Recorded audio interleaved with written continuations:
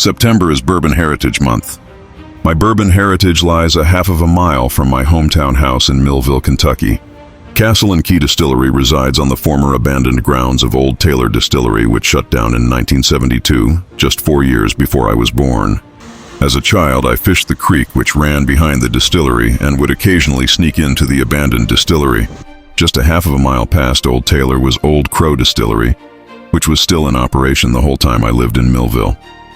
I could smell mash cooking, and the rick houses remained full, and the open windows made for wonderful smells that still bring me back home even to this day. Old Crow remained in operation until 1995 and was abandoned until it was purchased in 2013 by David Meyer, and it became Glens Creek Distillery. My local heritage ends just 3 miles from my childhood home at an abandoned Labro and Graham distillery, which was started in 1812 by Elijah Pepper, and then in 1878 was sold and became Labro and Graham. The distillery remained in operation until the 1960s.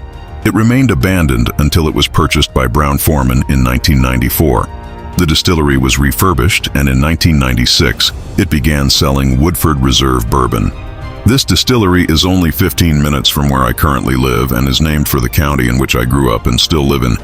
There is an immense amount of bourbon history in the county in which I live, and that is the sole reason I am Woodford Bourbon Guy.